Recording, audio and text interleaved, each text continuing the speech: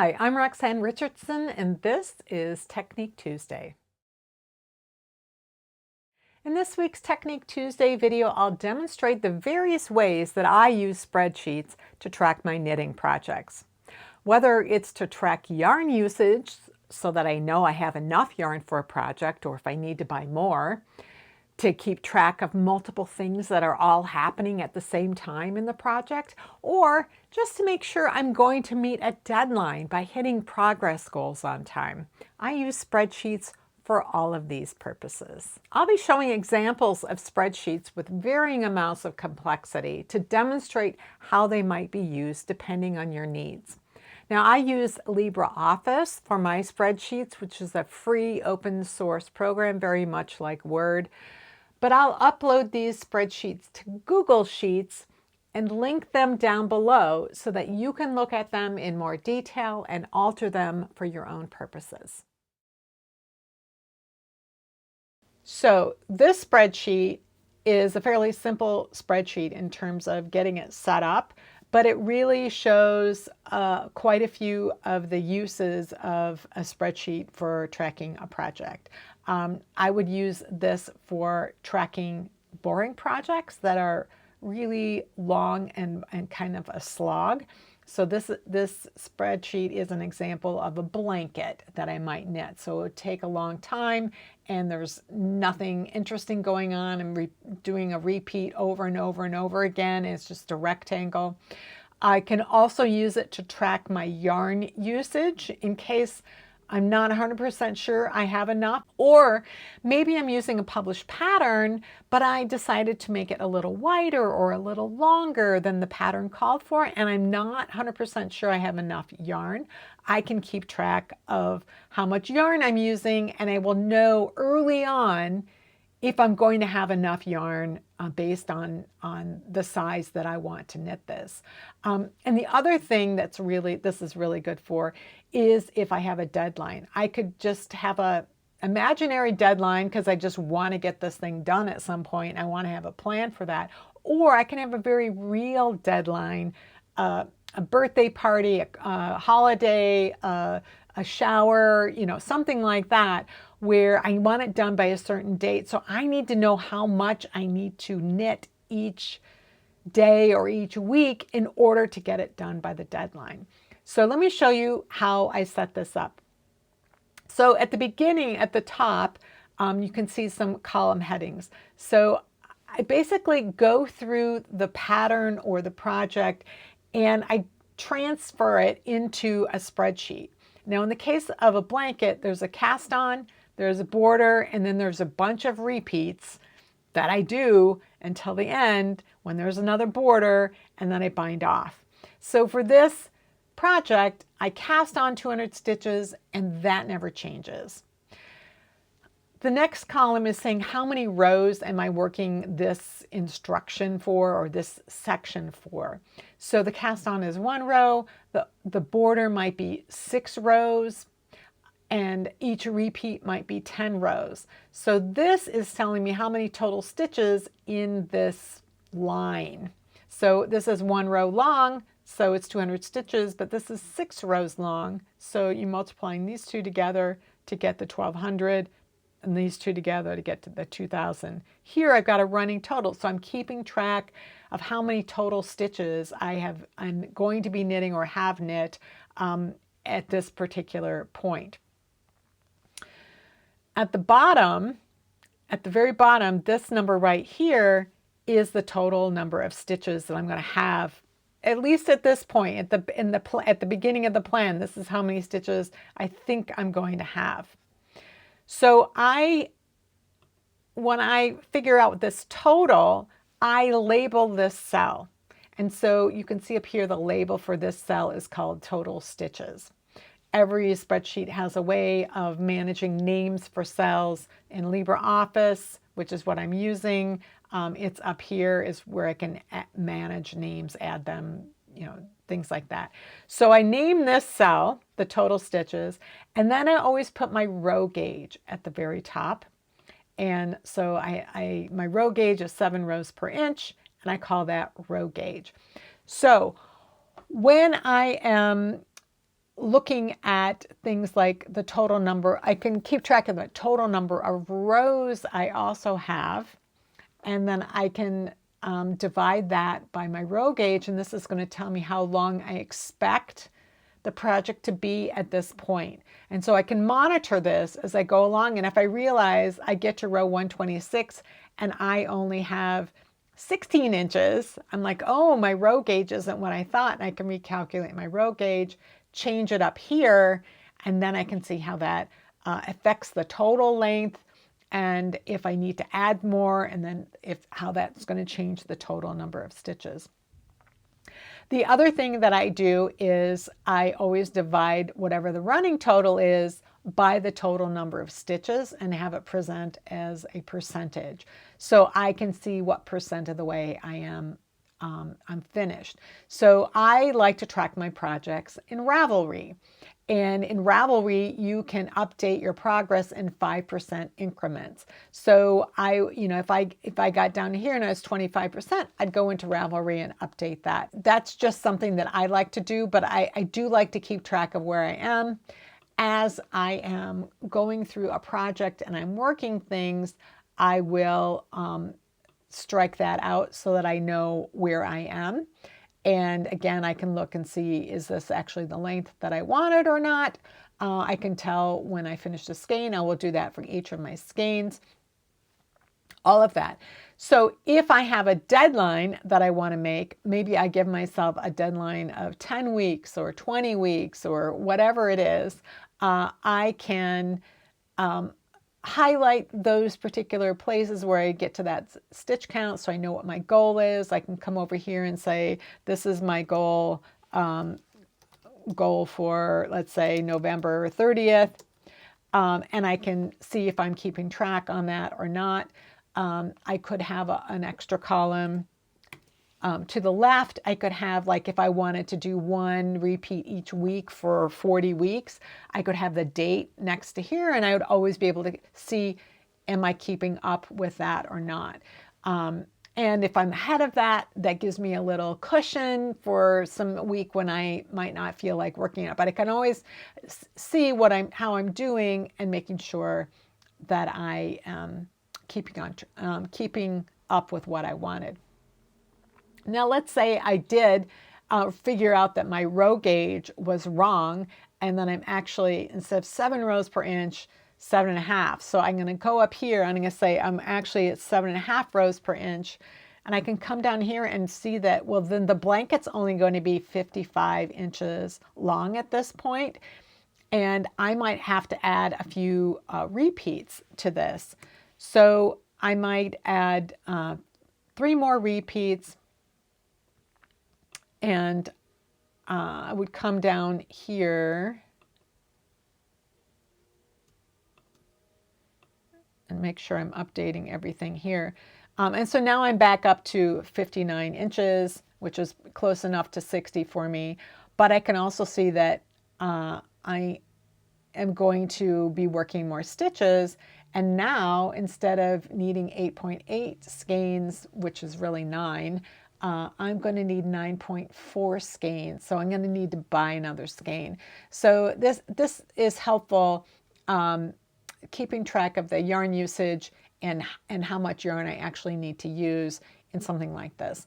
But this will get you a long way in a lot of projects for keeping track and making sure that you're getting things done when you want to get them, without having to feel like you can only work on that project and never work on anything else until that project is done. Because for me, that is a demotivator, and then I end up never finishing it. Here is an actual spreadsheet of a sweater that I knit in the past year, sometime last winter, I believe, is the Linu sweater. It's a top-down sweater. This is a situation where I might have a couple of things going on at the same time that I have to keep track of. So I have my cast-on number here. There's a setup around where you're placing markers. And then there is an increase in short rows. So I needed to keep, there was a series of short rows where you're also doing increases, and I wanted to keep track of how many stitches I was supposed to have between each marker and where I was supposed to be going. So I kept track of how many stitches were supposed to be in the back, how many on the right shoulder, how many on the front, how many on the left shoulder, how many total. And so when I did this particular first short row, then I knew how far I had to go. So it's going to here, and then it was turning and going back the other way, and then there was an increase, and then I turned again, and then I went further each time. So I was, kind of keeping track of where I was supposed to be in the short row, as well as keeping track of my increases. So I had to create like a separate little thing here where I could keep track of what was supposed to be going on between each thing. Once the short rows were complete, then I could do another setup round for increases, and then I could start the actual pattern. And there continued to be increases. You can see I'm increasing 4 stitches each time.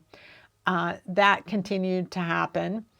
And then at some point I was only increasing on the sleeve side because I had the body and the sleeves all in the needles at the same time. There's the plain round, sleeve increases. So here are the sleeve increases, and then I had to keep track of, I needed body increases and sleeve increases. So I could keep track of which rows I had to do what with. And this is just body increases. Here's body and sleeve, plain, just body, plain, body and sleeve. So I could keep track of all of those things. And then there was a change where there was a double increase at one point.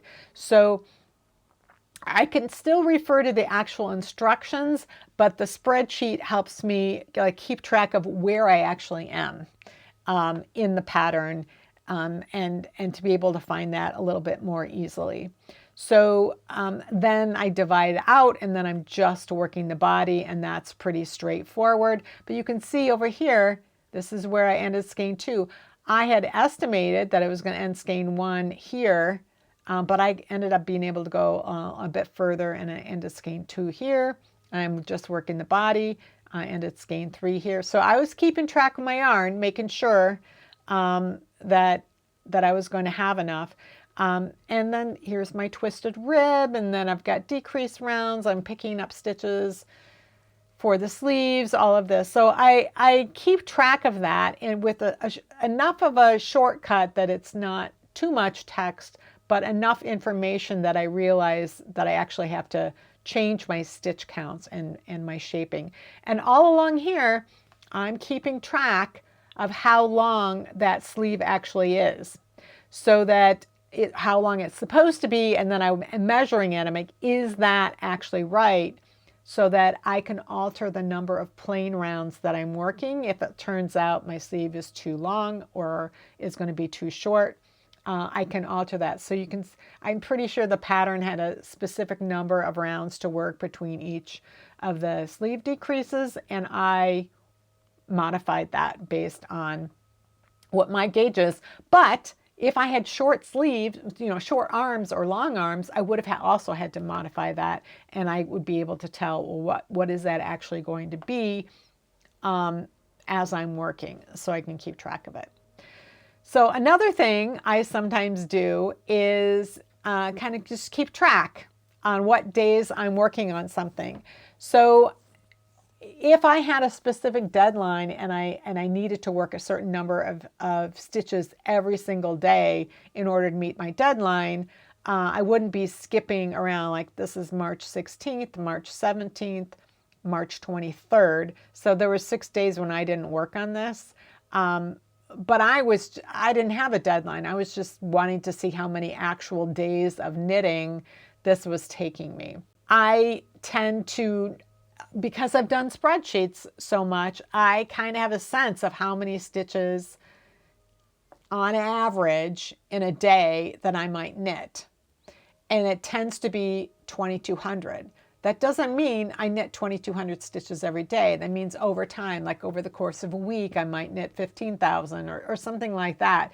And so at the beginning, when I've calculated the number of stitches, I will divide the average number that I tend to do, which tends to be 2,200. In this case, I divided it by 2,000 up here.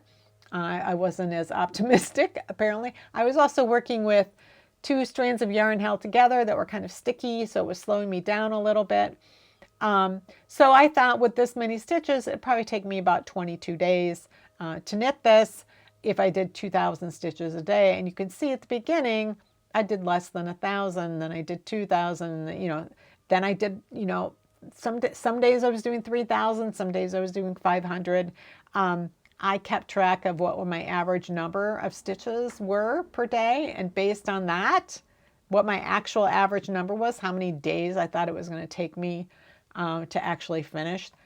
This is just something that I am curious about a lot of times, and I just take note of it so that in the future, when I have a project that's similar to that, I'll have some idea of how long it's actually going to take me. Because sometimes, cable crossings or sticky yarns, dark yarns, whatever can make things harder or make things easier depending on the situation. And so I just keep track of that and see what happens. You can see I started this on March 13th and I didn't mark my 100%, but I probably got it done this day or the next day.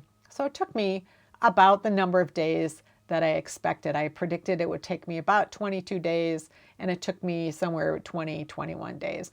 And so that's just kind of this information that's there in my spreadsheet. And if in the future I'm curious about, well, how much can I knit on average in a week? If I want to set myself a deadline or understand if I can realistically complete something by a certain deadline without killing myself, then what do I need to do? Is that a realistic deadline for me or not? So this just gives me information, especially for planning. You can never plan when you're going to have to rip a bunch of stuff out and re-knit it either. This just gives me data and allows me to track what I'm doing. It's something that I find very useful if I'm designing my own things, or if I'm modifying something. Like I was saying with the sleeves, if I had to modify something because I needed it to be longer or shorter, then I can use a spreadsheet to help calculate things, recalculate things to see what measurement I needed, and then get things figured out ahead of time. I can track my yarn usage, all of that sort of thing with this sort of project. Well, that's it for this week's Technique Tuesday video. If you have any comments or questions about today's video or suggestions for videos you'd like to see in the future, you can leave those down in the comments below or join the discussion in my Ravelry group, Rocks. Thanks for watching, and I'll see you next time.